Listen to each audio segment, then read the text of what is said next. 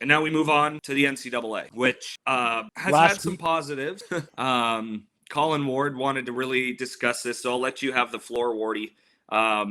We've seen big name guys head to NCAA, but it's worked out the other way with Caleb Malhotra coming into the league. Valentini was coming to the league, and then he dipped to the U of M. Sounded like a roster spot just opened up. He was offered it, and he took it. There's guys coming that wouldn't have. So I don't look at it as a bad thing.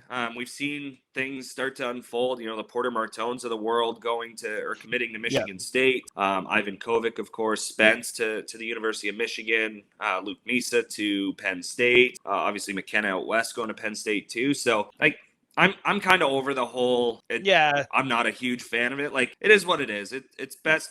It's what's best for the player. I think a lot of people got to get past that. And not essentially, I don't want to say stop getting salty over it, but, realizing what the bigger picture is. And that's not to say everyone I see hates this, because a lot of people like it. But I'm past the point where I'm like, oh, okay, cool. I'm seeing it work both ways.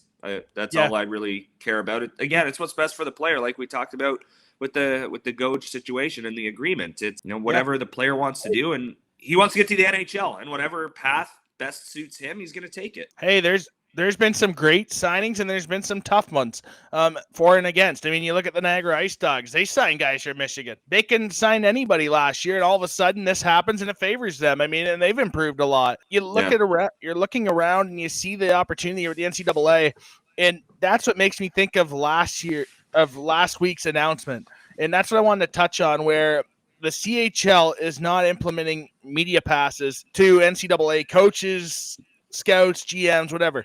They're not going to implement them, but it's up to the team. There's a lot of teams in the OHL who will not. There's a lot of, and I think we're not going to mention the teams. We all know what teams are not in favor of the NCAA. But on the flip side, there's a lot of teams right now that have improved dramatically off this. So with free agents, and I mean, does it take away from the draft? Does it make drafts more important? Does it, what is the draft? Does it take the value off the draft? That's the questions that I think I need answers to now with the free agency, with these guys just coming right free agents. You see Edison Engel sign with Brantford. You see all these guys signing. That's the one question that I think that is the question that we're going to see. Do the rich get richer? Are the rebuilds as long as they were or normally are? Are rebuilds faster than they normally are? That's what I want to see with this agreement, with this announcement here that just came out from Jeff Merrick about the media passes. But I think for the players, right? Yeah, and again, we talked about this a little bit on the Dogcast, which will debut this week on the Bulldogs Audio Network, that these are multi-million-dollar programs. They can spring for $20 tickets or $15 tickets or whatever the case might be. I get getting passes. Are they allowed in the building and getting into the game? I think so. Okay, I'm pretty sure as long as you're allowed. Okay, as long as they're allowed in the building. If the program's not allowed in the building, that's a problem. Yeah, exactly. I could be wrong. I haven't heard anything different, but it just sounds like they'll have to purchase a ticket to get in. Okay. So, again, if you have an agreement with someone with an organization and you can set something up, then that works. You use your resources. Don't blame them. But also, I'm pretty sure the schools can spring for some tickets too to get those recruiters into building. Well, the players too, right? The players. And I think for teams, you hope there's a player. You hope a player spends 3 to 4 seasons with your program here in the OHL before bouncing. That's the one thing I think if you're a general manager, you ask, right? Don't just stay for a year and bounce. Don't use a reference and then bounce for a year. Have some stability and some respect for the team is the one concern I have from the OHL standpoint on this for the players. Or for the teams that aren't going to issue them. The teams that are, I mean, you're going to get a lot of respect out of your players. And the teams that are, I think we all know the teams that will, they are the upper tier teams that they do. I'm not going to say they don't have to rebuild, but they have the resources. They have the time. They have the effort in place to where they'll just regroup. Look at London Knights. The London Knights are still going to be a top team this year. They have no draft picks. They're still going to be a top team. Why? Because they can rebuild from within, and they can, now with this luxury to sign guys, the rich are going to get richer. And that's the one concern I think for the teams that vote against not letting people in from the NCAA, it's just going to get worse for you.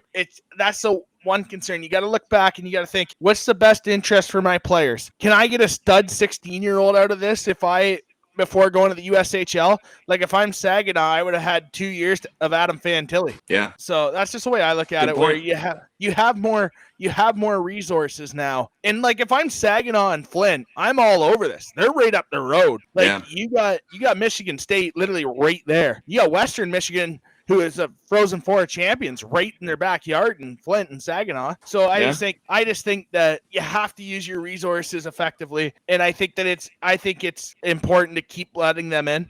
I know it's unfortunate, and I know it's a little salty from the CHL standpoint, but for the OHL, there shouldn't be too many teams against it, because I do think here we're going to still get a few players that come out of the end once they sign entry-level deals as well over the next couple seasons. Yeah, well, and that's the thing, right? You get your first-round picks into the NHL. More times than not, their entry-level deal will be signed within half a year, maybe three-quarters of a year, 6 to 9 months. So, you're not really concerned about that. It's those quality guys that maybe slip to the 3rd, 4th, 5th round. Yeah. That you might see head off to school a little bit early. And you know what? To not be an OA in the OHL anymore, I think – like quality OAs are going to be hard to come by, I think, moving forward. 100%. Because obviously there's only 3 spots. You can only have 3 OAs, on your roster once the deadline is come and gone. So, we're going to start seeing more 20-year-olds off to NCAA. So like I said, and that's not anything against any OA in the OHL, but you're not going to see top-end talent stick around for their 5th and final year of the OHL. So 100%. That's also the thing too, is you want to get the guys here for 3 to 4 years, and then if they go off to school, if they choose, that's awesome. But I think at minimum you have to get 3, but you'd love to get 4. Also for OAs, you got to be good in school. You got to be committed to your studies. You got to be good in school. Like that's the thing. Like I think that's my biggest pet peeve with this announcement. When you have the player that's only going to be there for 1 season, they're like, I'm only going for the school. Like I beg to differ. Like especially if you're going to be a first round pick.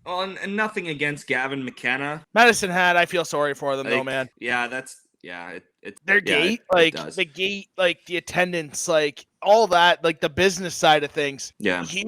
How many teams can say that they have a first overall pick in their program? Not too many. And it's unfortunate that like you miss out on that. Like we saw the McDavid effect. We saw the Bedard effect in Regina. Like Regina has literally done nothing since the Mem Cup other than a couple seasons with Connor Bedard. Other than that, what is there?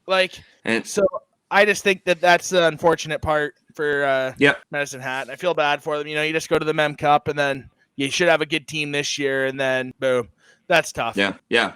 It sucks to say the least, but it'll be interesting to see how this first year goes. And I can't remember who it was. I think it might have been Pierre Maguire that said that you're probably going to see a lot. No, it was one of those hockey insiders that you see on TV all the time. I can't remember who it was. But he said you're probably going to see guys come back to the CHL after about a year or two of this experience. So we'll see. We'll see what happens. But OHL will be fine. I'm not concerned whatsoever. So yeah.